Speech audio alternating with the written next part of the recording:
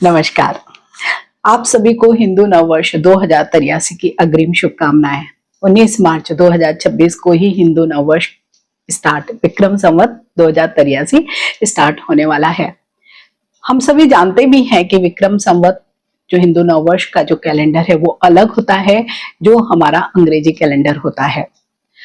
हिंदू नववर्ष का जो कैलेंडर होता है वो चैत्र मास की प्रतिपदा से शुरू होता है। जैसे कि अंग्रेजी में हम देखते हैं कि जनवरी 1 से शुरू होता है, इसमें जस्ट डिफरेंट होता है कि वो चैत्र महीने की प्रतिपदा तिथि से ही प्रारंभ होता है और अगले साल की जो चैत्र महीने की प्रतिपदा तिथि होगी तब तक इसे माना जाएगा। और ये जो विक्रम संवत का जो यह हिंदू नववर्ष का जो कैलेंडर होता है वो सूर्य की गणना पर आधारित होता है। इसे मैंडेन एस्ट्रोलॉजी कहा जाता है। वैदिक एस्ट्रोलॉजी से बिल्कुल ही अलग है।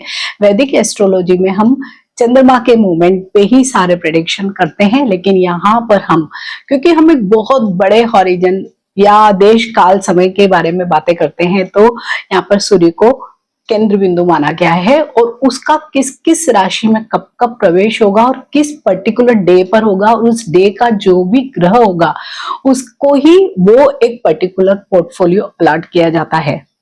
तो अधिकतर हम सुनते हैं या आप सभी भी पढ़ते होंगे कि इस वर्ष का राजा ये ग्रह है।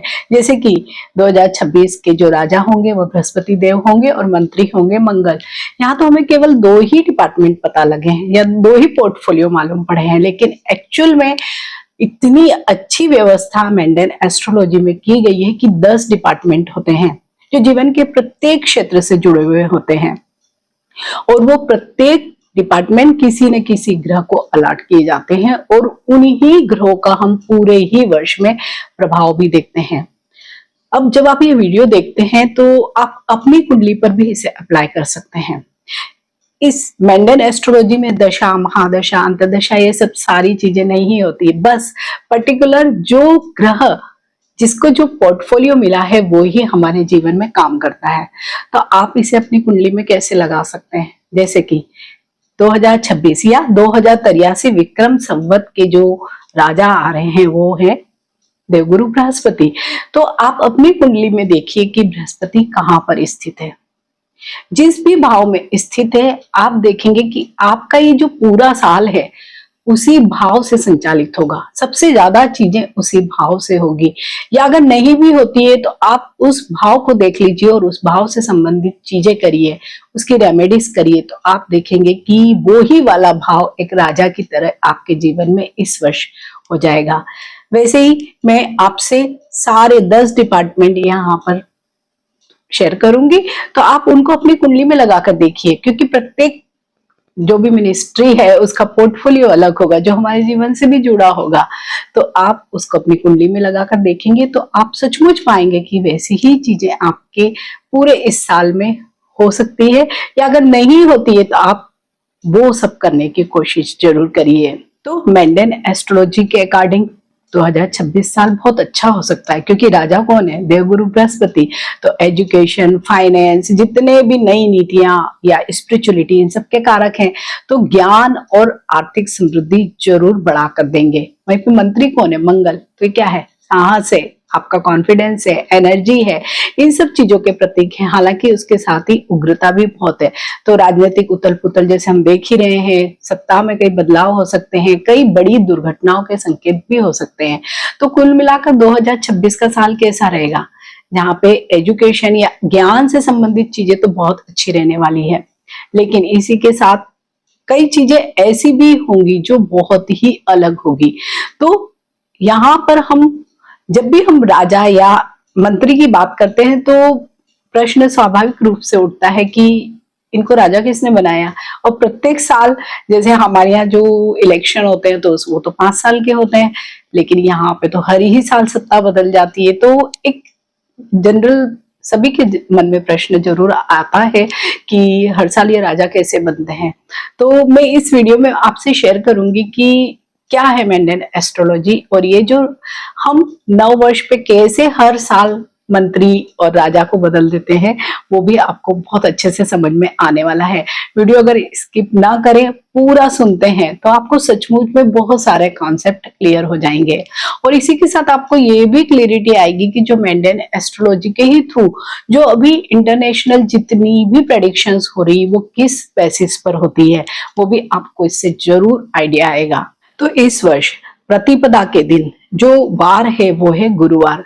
तो गुरुवार के ही वजह से, या बृहस्पतिवार है, तो इसलिए इस वर्ष के जो राजा हैं वो हैं देवगुरु बृहस्पति। राजा का चुनाव इसी तरह से होता है। तो सबसे पहले देखेंगे कि राजा का चुनाव कैसे होता है। तो प्रतिपदा के दिन जो भी वार होगा, मीन्स डे होगा, उसका जो ग्रह होगा वही इस पूरे साल का राजा होगा। जैसे कि इस साल 19 मार्च को बृहस्पतिवार है, इसलिए इस वर्ष के जो राजा बने हैं वो बने हैं देवगुरु बृहस्पति। तो देवगुरु बृहस्पति के राजा बनने से सचमुच ही जीवन में सौम्यता, शांति, आर्थिक प्रगति, एजुकेशन के क्षेत्र में नई नई चीजें आप देखेंगे, रिसर्च के क्षेत्र में नई चीजें देखेंगे। और कुल मिलाकर राजा जब सोबर होगा तो अन्य चीजें भी ठीक ही होंगी। मीन्स बहुत सारी चीजें ऐसी भी इस वर्ष आप देखेंगे कि जो शांति की तरफ आप ले जाएगी। इसी के साथ विदेश यात्रा से संबंधित भी बहुत सारी बातें होंगी, या विदेश से संबंधित नीतियों में बहुत बड़े परिवर्तन होंगे, या कई सारे ऐसे बड़े नीतिगत निर्णय होंगे जो हमारे पूरे जीवन को भी बदलने वाले होंगे। लेकिन वो पॉजिटिव वे में बदलेंगे, क्योंकि राजा बहुत अच्छा है तो वो डेफिनेटली प्रजा के हित में ही काम करने वाले हैं। दूसरा, एक सबसे ज्यादा जिसके बारे में हम सुनते हैं कि मंत्री कौन है, तो इस वर्ष के जो मंत्री हैं वो मंगल, मार्स हैं। तो मार्स जरूर थोड़े से एग्रेशन, फायर एलिमेंट वाले, तो इस वर्ष के मंत्री हैं मंगल। तो मंगल को कैसे ये मंत्री पद मिला है, तो जिस दिन भी सूर्य मेष राशि में प्रवेश करते हैं उस दिन जो भी वार होता है, उस वार का जो ग्रह होता है उसे ही मंत्री पद मिलता है। और इस वर्ष सूर्य मेष राशि में 14 अप्रैल को जाएंगे और उस दिन है मंगलवार। इसीलिए इस वर्ष के जो मंत्री हैं या मिनिस्टर हैं वो है मार्स। लेकिन मार्स की ही वजह से क्या होगा, बहुत लड़ाई झगड़े, दुर्घटनाएं, आगजनी, मीन्स कहीं ना कहीं आक्रोश, या ऐसी जो चीजें जो जीवन को कहीं ना कहीं थोड़ा सा नेगेटिव वे में प्रभावित करती है। हालांकि राजा अच्छा है लेकिन मंत्री इस तरह के क्या है। तो इस वर्ष भी अगेन आप देखेंगे कि बहुत सारी बड़ी दुर्घटनाएं, जिसमें से वायुयान दुर्घटनाएं हो सकती है, आगजनी की बड़ी घटनाएं हो सकती है। बाकी जो वार वाली स्थितियां जो चल रही है वो तो शायद लंबी ही खींचेगी, क्योंकि मंत्री ही इस तरीके का है।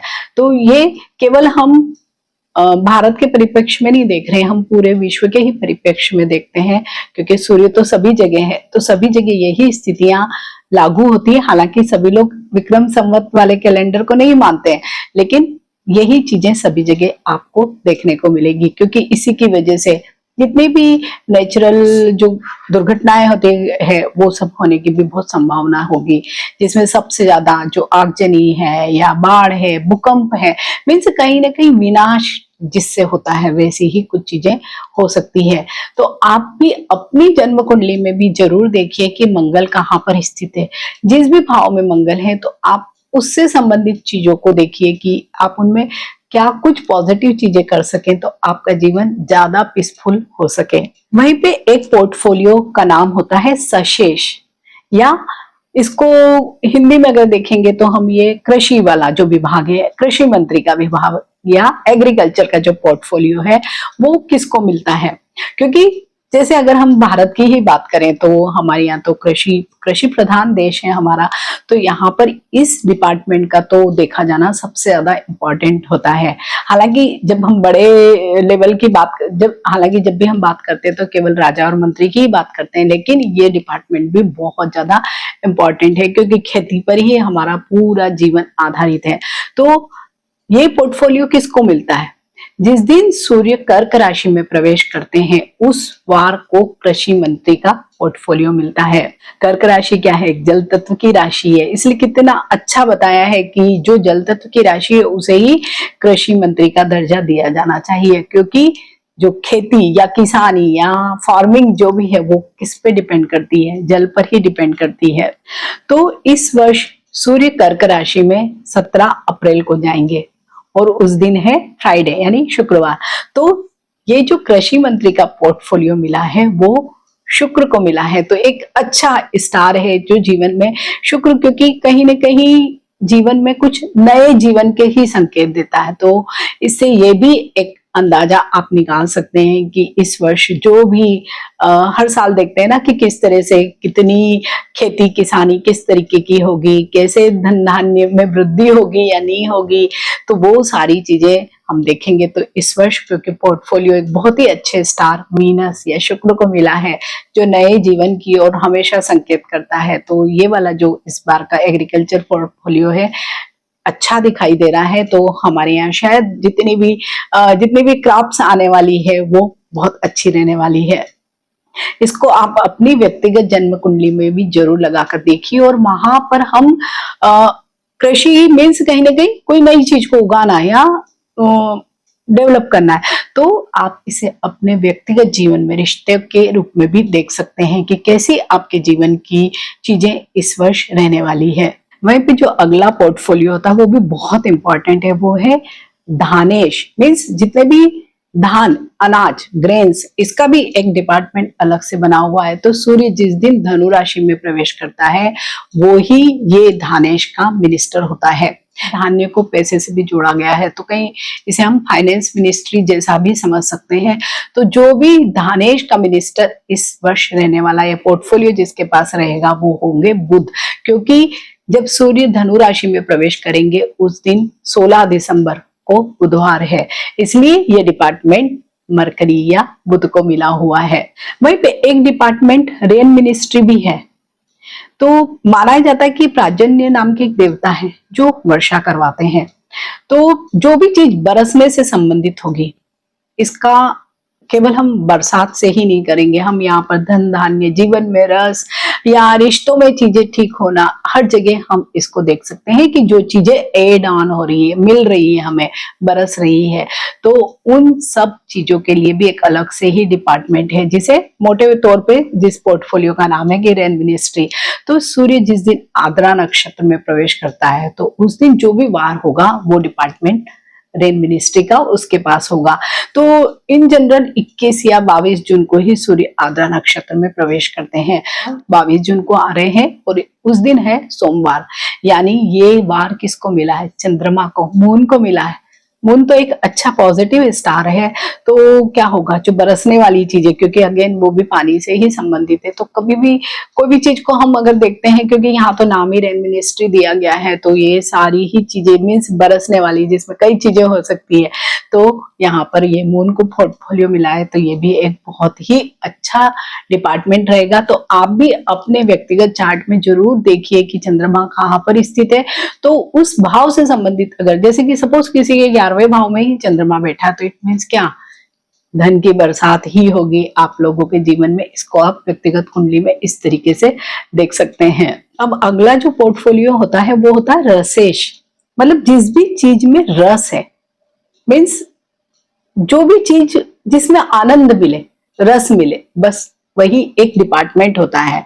तो अगर व्यक्तिगत जीवन की हम बात करें तो रस का होना बेहद जरूरी होता है, पर्सनल बॉन्डिंग के लिए, हार्मोनी के लिए, जितने भी रिश्तों के लिए रस का होना बेहद जरूरी होता है। तो ये वाला पोर्टफोलियो मिलता है जिस दिन भी सूर्य तुला राशि में प्रवेश करते हैं, उस दिन जो वार होता है उसका जो ग्रह होगा उसको ये पोर्टफोलियो मिलता है। क्योंकि तुला राशि के स्वामी कौन है? शुक्र है, जो रस के ही कारक हैं, इसलिए कितना अच्छा उन्हें डिपार्टमेंट दिया गया है। तो इस वर्ष 18 अक्टूबर रविवार यानी सूर्य आपके रसेश हुए।